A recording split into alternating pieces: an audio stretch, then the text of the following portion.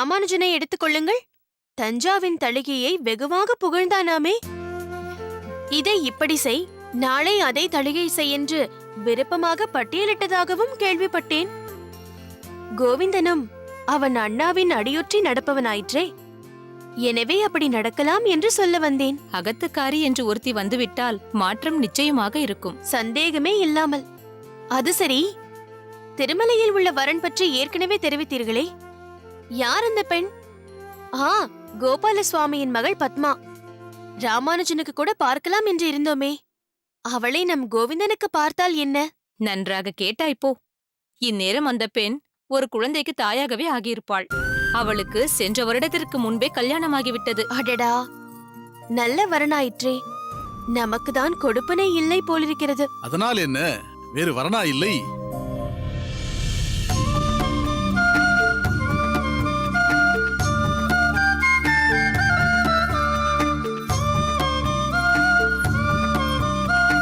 கீழ்த்திருமலையில் எனக்கு மிகவும் வேண்டப்பட்ட ஒரு அகத்திலும் நல்ல பெண் ஒருத்தி இருக்கிறாள்.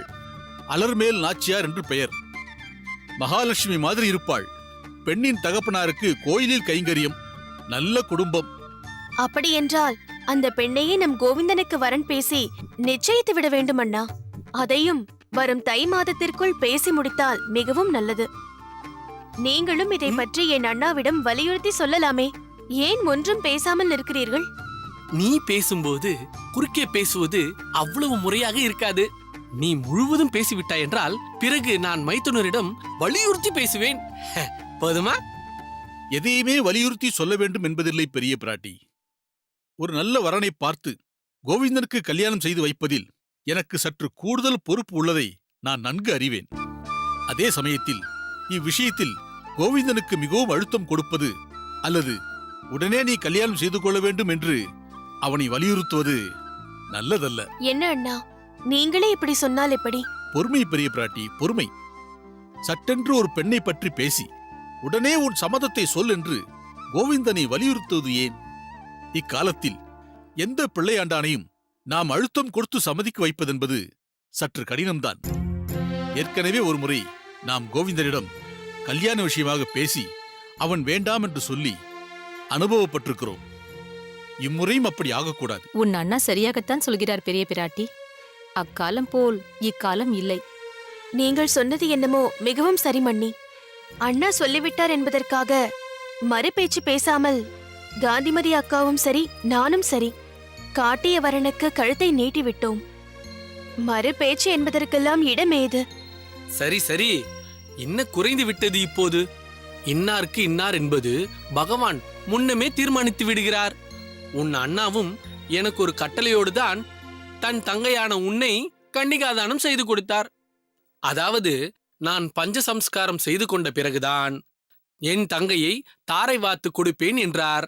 நானும் மறுபேச்சு பேசாமல் பஞ்ச சம்ஸ்காரம் செய்து கொண்டுதான் உன்னை பாணி கிரகணம் செய்து கொண்டேன். போதுமே உங்கள் பெருமை. சரி, நீ ஒத்துக்கொள்ள மாட்டாய்.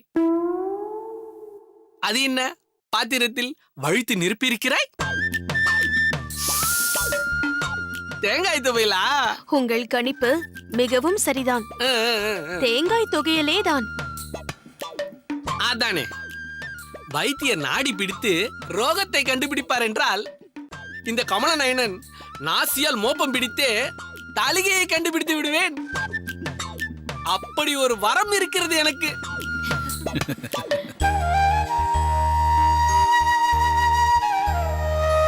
அம்மா,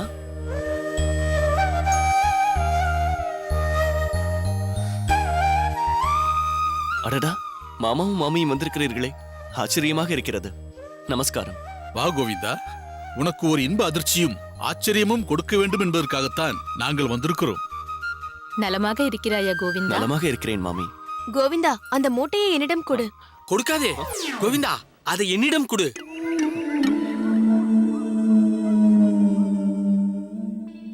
நான் ஏற்கனவே உன்னிடம் சொல்லியிருந்தேனே, அதை வாங்கி இந்த மூட்டையில் தானே வைத்திருக்கிறாய்.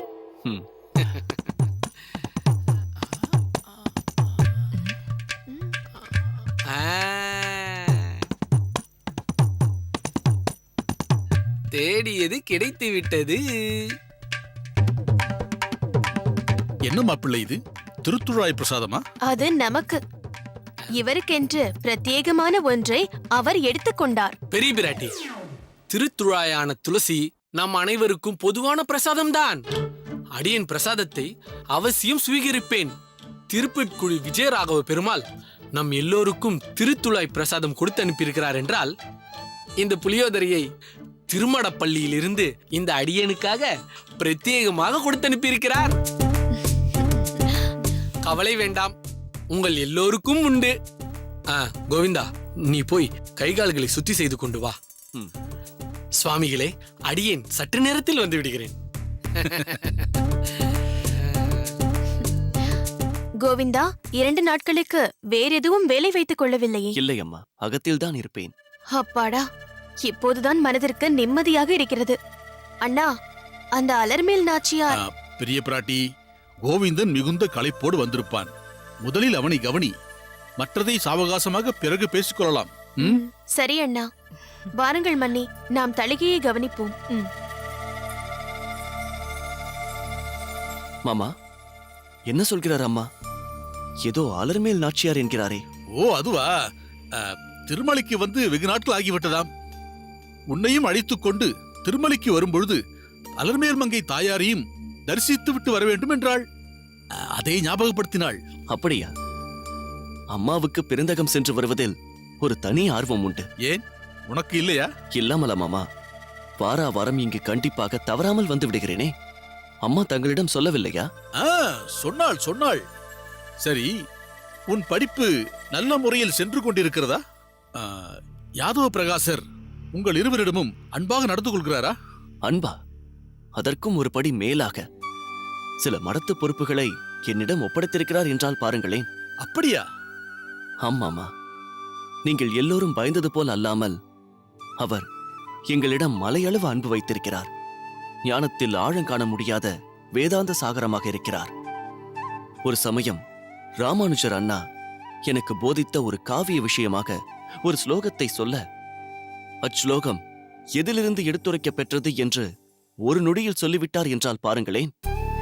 அதீத ஞாபக சக்தி, பாடத்திற்கு பொருத்தமாக எடுத்துக்காட்டும் உபமானங்கள், இலக்கண புலமை, வேதாந்த விஷயங்களை எங்களுக்கு புரியும்படி சுந்தர தமிழில் எடுத்துரைக்கும் பாங்கு என்று அவர் வழியே தனிதான். ஏதேது யாதவ பிரகாசரை உன் வாயால் அர்ச்சனை செய்யவே ஆரம்பித்து விட்டாய். இன்னும் ஒரு படி மேலே போய் அவர் மேல் ஒரு சகஸ்ரநாமமே புரிந்து விடுவாய் போலிருக்கிறதே. உண்மையைத்தான் சொன்னேன் மாமா. அந்த அளவு பாண்டித்தியத்தில் சிகரமாக திகழ்கிறார் என் குருநாதர் யாதவ பிரகாசர். இப்போது மடத்திற்கு நன்கொடையாக வரும் பொற்காசுகளை கணக்கு பார்த்து வைத்துக் கொள்ளும் பொறுப்பை அடியேன் தான் கவனித்துக் கொள்கிறேன். அவ்வளவு நம்பிக்கை அடியேன் மீது. எல்லாம் சரிதான் கோவிந்தா. இருப்பினும் தெரியும் மாமா, அவரிடத்தில் சற்று ஜாக்கிரதையாக இரு என்று சொல்லப் போகிறீர்கள். அதற்கு அவசியம் இல்லை என்று தோன்றுகிறது. அவர் எந்த விதத்திலும் தவறானவர் இல்லை. சரி மாமா, அடியேன் சென்று ஸ்நானம் செய்துவிட்டு வருகிறேன். சரி.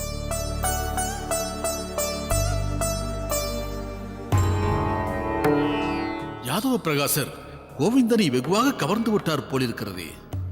இது நல்லதாக படவில்லையே.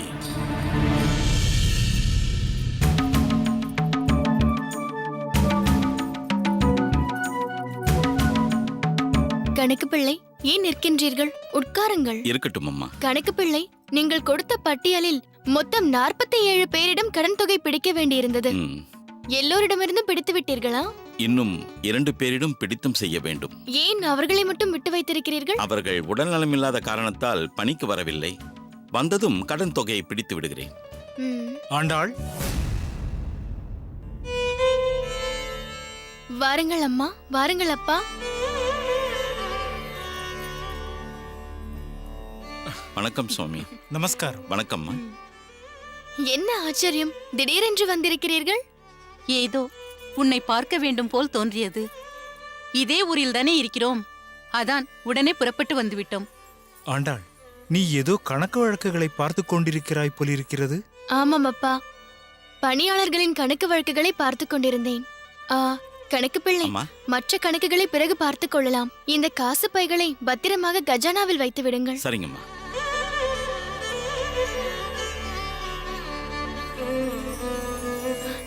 இருங்கள், நீங்கள் பருகுவதற்கு ஏதாவது கொண்டு வருகிறேன். அதெல்லாம் ஒன்றும் வேண்டாம். நாங்கள் உன்னை பார்த்து சிறிது நேரம் பேசிவிட்டு போகலாம் என்று வந்தோம். சரி, உட்காருங்கள் அம்மா, உட்காருங்கள் அப்பா.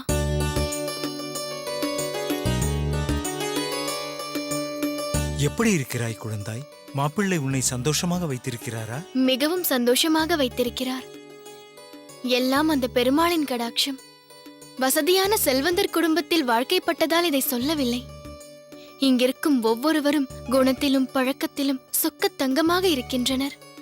மாப்பிள்ளையும் ஊரில் இல்லை போலிருக்கிறது. ஆமாம் அம்மா, வெளியூர் சென்றிருக்கிறார் பண்ணை விஷயமாக. ஆமாம், பெண்களே இல்லாத அகத்தில் தனியாக இருப்பது உனக்கு சிரமமாக இல்லையா? கூரேசரின் அம்மா இருந்தாலாவது உனக்கு ஒரு துணையாக இருந்திருக்கும். யார் சொன்னது நான் தனியாக இருக்கிறேன் என்று? என் மாமியார் என்னோடு தானே இருக்கிறார். தினமும் என்னை வழிநடத்திச் செல்கிறார். நீ என்னம்மா சொல்கிறாய்? உன் மாமியார் உன் அருகிலேயே இருப்பது எப்படி? அப்படி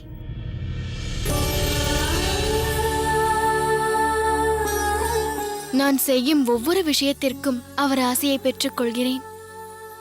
எப்படி பெருமாளும் தாயாரும் நம்முடன் இருப்பது போல் உணர்கிறோமோ, அதே உணர்வை என் மாமியாரின் திருவுருவப் படம் எனக்கு ஏற்படுத்துகிறது. நீ இப்படி சொல்வது மிகவும் சந்தோஷமாக இருக்கிறது. நீ சொல்வது போல் எல்லாமே பெருமாளின் அனுகிரகம்தான். உனக்கு இப்படி ஒரு வாழ்க்கை அமையும் என்று நான் கனவிலும் நினைத்து பார்க்கவில்லை. ஆமாம், அது என்ன? நீ ஏதோ கணக்கு வழக்கு பார்த்து கொண்டிருந்தாய் போலிருக்கிறது. அது வேறொன்றுமில்லை அப்பா. என் நகத்துக்காரர் வெளியூர் சென்றிருக்கிறார் அல்லவா, கணக்கு வழக்கு பார்த்து கொள்ளும் பொறுப்பை என்னிடம் ஒப்படைத்து விட்டு சென்றிருக்கிறார். இந்த கணக்கு வழக்கு பொறுப்பெல்லாம் நமக்கு எதற்கம்மா? என்னப்பா இப்படி சொல்கிறீர்கள்? இது என் நகம், என் குடும்பம். இதில் எனக்கு என்று என் நகத்துக்காரர் பொறுப்பு கொடுத்திருக்கிறார். அதை நான் திறம்பட செய்ய வேண்டாமா? அது சரி. ஆனால் கணக்கு வழக்கு என்றாலே சிக்கலும் குழப்பமும் அதிகம். உனக்கும் பரிச்சயம் இல்லாதது, அனுபவப்படாதது. பிறகு உன்மீது யாரும் குறை கூறக்கூடாதல்லவா? என் மகள் பழி சொல்லுக்கு ஆளாக கூடாதே என்ற கவலைதான். நீங்கள் பயப்படும்படி இங்கு எதுவும் நடக்கவில்லை, நடக்கவும் நடக்காது. அதற்கில்லை அம்மா. கொடுக்கல் வாங்கல் என்பது எப்போதுமே ஏதாவது ஒரு சிக்கலை ஏற்படுத்திவிடும். சிறு தவறு கூட பெரிதாகவே கருதப்படும். அப்பா, பாத்திரம் அறிந்து பிச்சையிடு என்று சொல்வார்கள். அதைப்போல் நான் எல்லாவற்றையும் அலசி ஆராய்ந்துதான் செயல்படுகிறேன். மேலும் இந்த புதிய பொறுப்பு எனக்கு மிகவும் பிடித்திருக்கிறது, உற்சாகத்தையும் அளிக்கிறது. எல்லாவற்றிற்கும் மேல் இந்த குடும்பத்தின் நிர்வாகத்தில் என்னுடைய பங்களிப்பும் இருக்கிறது என்று சந்தோஷமும் ஏற்படுகிறது. இருந்தாலும் இதெல்லாம் தேவையா என்று மீண்டும் ஒருமுறை யோசித்துக்கொள். என்னப்பா, நான் என்ன செய்தாலும் ஆதரிக்கும் நீங்கள் இன்று நேர்மாறாக சொல்கிறீர்கள். மனதில் ஏதோ வைத்துக்கொண்டு பேசுவது போல் தோன்றுகிறது. ஒருவேளை இதை பற்றி பேசத்தான் வந்திருக்கிறீர்களா? ஆமம்மா. இந்த பண்ணையில் பணிபுரியும் பணியாட்கள் மத்தியில் ஏதோ சலசலப்பு ஏற்பட்டுள்ளது. அது பரவலாக என் காதிற்கும் வந்து எட்டியது. என்ன சலசலப்பு?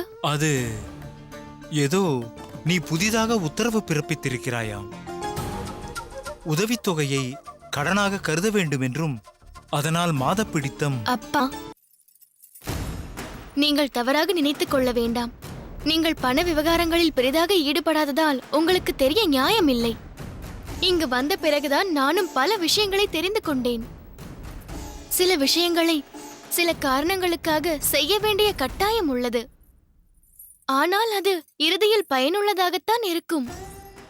நம்முடைய எல்லா செயலும் எல்லோருக்கும் பிடிக்கும் என்று சொல்ல முடியாது.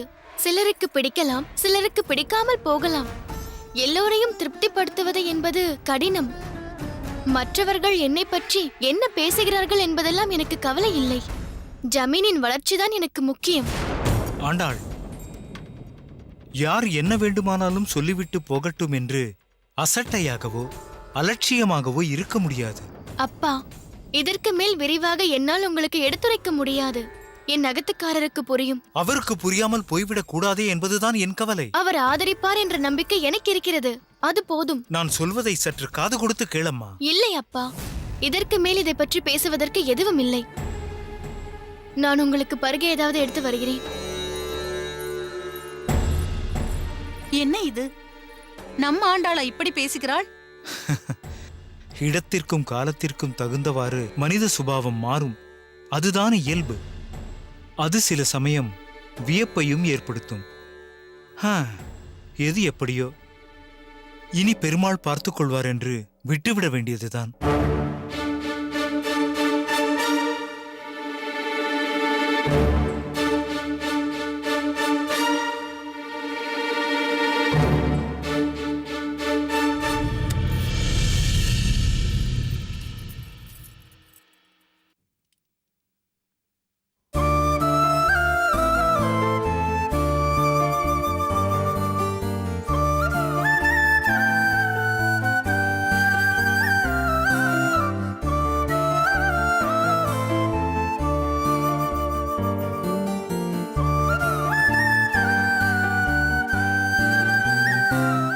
என்ன காந்திமதி? சுவாமி, என்ன அதிசயமாக ஆபரணங்களை அழகு பார்த்துக் கொண்டிருக்கிறாய்? பொதுவாக இவ்வாறு செய்ய மாட்டாயே. சரி, அப்படியே அழகு பார்ப்பதென்றாலும் கைகளில் அணிந்து பார்க்கலாமே. கைகளில் அணிந்துதான் பார்க்க வேண்டும். ஆனால் என் கைகளில் அல்ல, தஞ்சாவின் கைகளில். என்னது, தஞ்சாவின் கைகளிலா?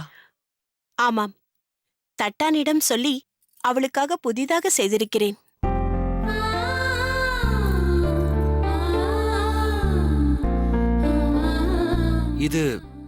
இது நம் கல்யாணத்தின் பொழுது உன் அண்ணா திருமலை அவர்கள் உனக்கு கொடுத்த வடிவமைப்பு போல் இருக்கிறது. பெரிய பிராட்டியிடமும் இதே போல் வளையல்கள் பார்த்திருக்கிறேன். ஆமாம், அதை போலவே பிரத்யேகமாக தட்டானிடம் செய்ய சொன்னேன். வழி வழியாக எங்கள் அகத்தில் இதை போன்ற வளையல் அணிவிப்பது வழக்கம். எனக்கும் பெரிய பிராட்டிக்கும் அண்ணா செய்து போட்டார். என் பாட்டி முப்பாட்டி என்று எல்லோருமே இதே போல் அணிந்திருப்பார்கள். பாரம்பரியம் மிக்கது. அந்த வகையில் இதை நான் என் மாற்றுப் பெண்ணுக்காக செய்திருக்கிறேன்.